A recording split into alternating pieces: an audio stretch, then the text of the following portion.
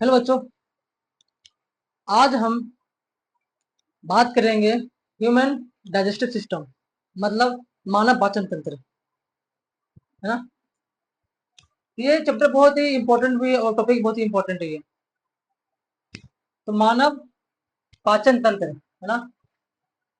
तो देखो, पाचन तंत्र में दो भागों में बटा हुआ है। तो भागों में बटा हुआ है, दो भागों में बांटा गया है। पहला है आपका आहार नाल, दूसरा आपका क्या है, पाचक ग्रंथि। पहला क्या आपका आहार नाल, दूसरा क्या आपका पाचक ग्रंथि, ठीक है ना। एलिमेंट्री कैनेल और डाइजेस्टिव ग्लैंड। तो मानव पाचन तंत्र दो भागों में बांट रखे हैं, पहला आहार नाल, दूसरा पाचक ग्रंथियां। तो क्या क्या आहार नाल में आते हैं और क्या क्या डाइजेस्टिव सिस्टम आते हैं, ग्लैंड में आते हैं, वो आपको बताते हैं। तो देखो, आहार नाल या एलिमेंट्री कैनेल, देखो इसमें क्या क्या आएंगे। मुख गुहा, ये मुख गुहा है। मुख ये क्या मुख गुहा है, ये क्या है ग्रसनी, ये क्या है ग्रसनी जो अंदर को खुलता है, ग्रसनी। और ये क्या आपका ग्रास नली, ये क्या है ग्रास नली, जहाँ पंप जैसा होता है ग्रास नली।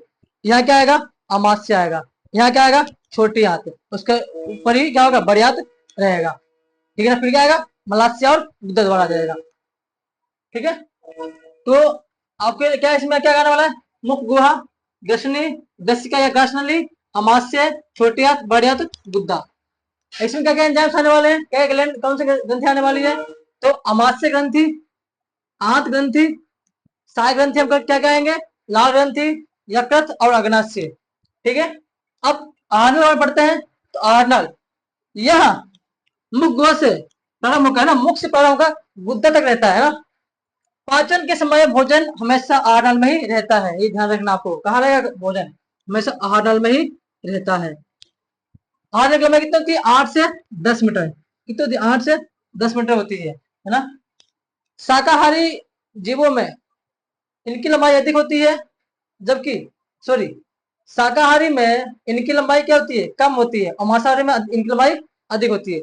मतलब कि आहार नाल की लंबाई मांसाहारी में अधिक होती है, शाकाहारी में कम होती है, क्योंकि मांस को पचाने के लिए उसे अधिक समय लगता है, इसलिए इनकी लंबाई क्या होती है, अधिक होती है। तो याद रखना आपको कि मांसाहारी में इसकी लंबाई, आहार की लंबाई क्या होगी, ज्यादा होगी, और शाकाहारी में लंबाई क्या होगी, कम होगी। अगला पाचन ग्रंथि, यह ग्रंथियां भोजन को पचाने वाले एंजाइम्स का निर्माण करती है। तो आपके जो भी आपके मुख गुहा में जो भी एंजाइम्स बनते हैं, जो भी लार बनते हैं, उससे निर्माण आप पाचन ग्रंथियां ही करती है, ठीक है। अगला आपको क्या है, अगला मुख गुहा, कौन सा है, मुख गुहा है। इसका क्या कार्य है, तो पाचन जो है मुख गुहा से प्रारंभ होता है। कहाँ होता है, मुख से प्रारंभ होगा। और मुख गुहा एक खाली स्थान जगह होता है, इसमें एक जीभ, 3 जोड़ी लार ग्रंथियां और 32 दांत पाए जाते हैं। तो आपको ध्यान रखना, पाचन हमेशा मुख गुहा से स्टार्ट होता है ना। अब जब भी रोटी खाते हो, रोटी चावल खाते हो, तो रोटी जैसे आप मुंह में डालोगे, निवाले के ऊपर डालते हो, तो चिबाते हो ना, खाते हुए क्या है, तो ये मुख गुहा है, एक अंदर क्या है, मुख गुहा है, ठीक है ना। ठीक है, गुहा का अर्थ होता है खालिस्तान, क्या होता है, खालिस्तान होता है। तो हमारे बॉडी में कुल 4 खालिस्तान है। पहला कौन सा है, मुख गुहा है। दूसरा कपाल गुहा, है ना। तो मुख गुहा में आपका क्या है, जीभ, दांत, है ना। और कपाल गुहा में क्या आपका ब्रेन है, दिमाग है। और एक यहाँ पे है, छाती में, बक्स गुहा। यह क्या है, बक्स गुहा है। इसमें क्या है, फेफड़ा और हृदय, ये दिल, है ना। और एक यहाँ पे है उदर गुहा, उदर गुहा जिसमें अमाशय होता है ना, अमाशय। तो 4 हमारे खालिस्तान हमारे बॉडी में है, ठीक है। अब देखो दांत का क्या काम है। तो दांत जो है भोजन को चबाने और छोटे टुकड़े में तोड़ने का काम करता है। तो अब जब भी रोटी खाते हो तो करते हो जी, क्या चाहते हैं ना, है ना। लेकिन गाय जो है गाय भैंस जो होते हैं, वो अधिक मात्रा में चबाते रहते हैं ना, क्योंकि वो आराम से जुगाली करते हैं, क्योंकि उन्हें पता है कि उनका पाचन हमेशा मुंह में करना होता है। उनको पचाने का काम ज्यादा अधिकतर मुंह में करना होता है, इसलिए वो मुंह में अधिक मात्रा में वो चबाते रहते हैं। देखो, जीभ भोजन में लार या सलाइवा मिलाने और स्वाद का पता लगाने के लिए आपको जीभ का सत्ता पड़ती है ना। तो जीभ आपको स्वाद बताता है कि किस तरह स्वाद, खट्टा है, मीठा है, तीखा है, जो भी स्वाद के लिए अनुभव कराने के लिए आपको जीभ का सत्ता पड़ती है। अब देखो, लार ग्रंथियां पढ़ते हैं, लार ग्रंथियां पढ़ते हैं। तो लार ग्रंथि से प्रतिदिन 1 से 1.5 लीटर लार का निर्माण होता है। मतलब कि हमारे मुख गुहा में कितने बनते लार, तो 1 से लेकर 1.5 लीटर तक कितने लार बन जाते हैं, ठीक है ना। मानव में 3 जोड़ी लाल ग्रंथियां पाई जाती है। तीन जोड़ी लाल ग्रंथियां पाई जाती है। पहला क्या है? पैरोटिड जो गाल में होता है, समेंडुबुलर समेंडुबुलर नीचे जबड़ा में, और सबलिंगुअल जीभ के नीचे। ठीक है ना? तो पहला कौन सा? पैरोटिड। ये कहाँ है? गाल में, यहाँ पे। कहाँ होता है पैरोटिड? गाल में होता है, गाल में। गाल में कहाँ पाया था? गाल में पाया था, इधर पैरोटिड। ठीक, सबमेंडुबुलर ये कहाँ पाएगा? जबड़े में, आज के नीचे, जबड़े के अंदर। ठीक है, जबड़े में। और तीसरा सबलिंगुअल, ये जीभ के अंदर, जीभ के नीचे, जीभ के नीचे पाया जाता है। ठीक है ना? तो पैरोटिड गाल के पास, सबमेंडुबुलर नीचे जबड़ा में, और सबलिंगुअल जीभ के नीचे पाया जाएगा। ठीक है ना? अब इनमें से क्या क्या एंजाइम्स निकलते हैं वो देखो। तो पहला एमाइलेज या टाइलिन, यह स्टार्च जिसे हम बोलते हैं कार्बोहाइड्रेट का पाचन करता है ना? जैसे चावल, और जो चावल खाते हो या फिर आप रोटी खाते हो, तो रोटी में अधिक मात्रा में क्या कार्बोहाइड्रेट कार्बोहाइड्रेट पाया जाता है। तो उनका पाचन करने के लिए आपको इसका आवश्यकता पड़ती है, टाइलिन की, है ना, एमाइलेज की। ठीक है, तो ध्यान रखना आपको। म्यूलिन, यह भोजन को चिपचिपा बनाता है। तो अब कभी कभार देखते होंगे कि जब भी आप कुछ खाना खाते हो, खाना खाते टाइम या आप रोटी खाते समय रोटी में कोई कंकड़ आ गया, तो कंकड़ जब आता है तब जैसे थूकते हो उसको, बाहर निकालते नहीं वाले को, तो आप देखते हो उसमें ऑलरेडी उसको कुछ थूकू लाड़ू लगा होता है ना, गीला हो जाता है। तो वो काम ये करता है, क्योंकि अगर चिपचिपा नहीं खाना बनाएगा तो इससे क्या होगा, निगलने में क्या आसानी नहीं हो पाएगा। तो खाने को चिपचिपा बनाने के लिए आपको मिनरल की आवश्यकता पड़ती है, क्योंकि जितना अधिक चिपचिपा होगा उतना आप आसानी से उसे निगल पाते हैं, है ना? तभी तो अगर आप दवा या गोली खाते हो तो गोली को निगलना तो कठिन है, क्योंकि गोली क्या है, जल्दी चिपचिपा नहीं हो पाता, उसको निगलना पड़ता है ना? इसलिए कहीं पे बीच में अटक जाता है कभी बार, है ना?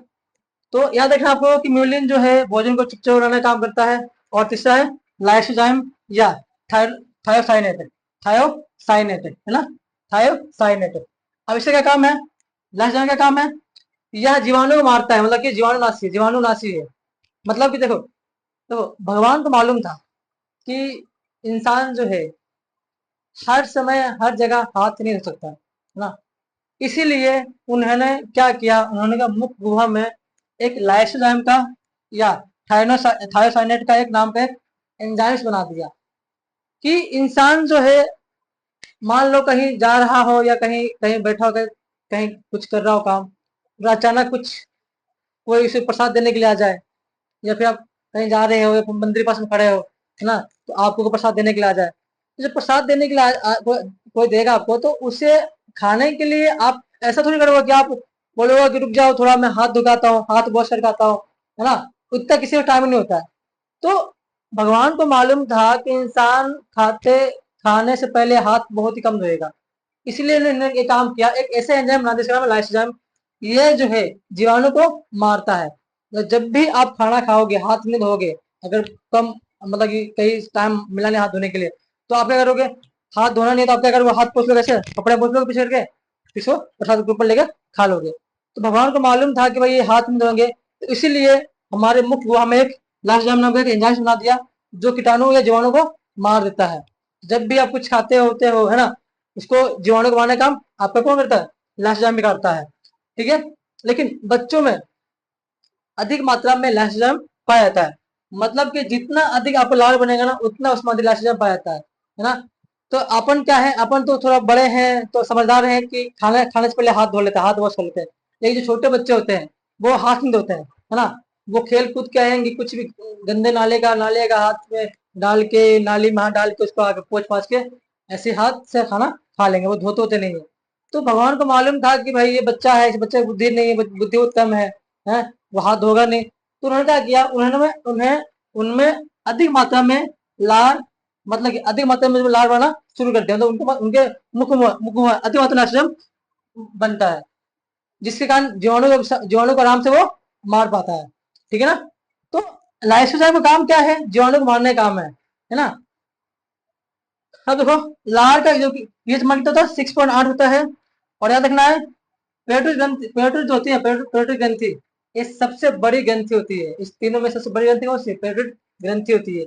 लेकिन यही जो पेट्रोल ग्रंथि जो है, सांप में, सांप जो होता है, स्नेक जो होता है, उसमें ये ग्रंथि जहर का काम करता है। कैसे काम करता है? जहर का काम करता है ना? तो ये जब भी सांप काट लेता है तो ये ग्रंथि, इस ग्रंथि से एंजाइम्स निकाल के आपके बॉडी में इंजेक्ट हो जाता है, जिसके कारण इंसान की मृत्यु हो जाती है। तो याद रखना आपको कि सांप में पेट्रोल ग्रंथि जो है जहर की थैली का कार्य करती है। ओके।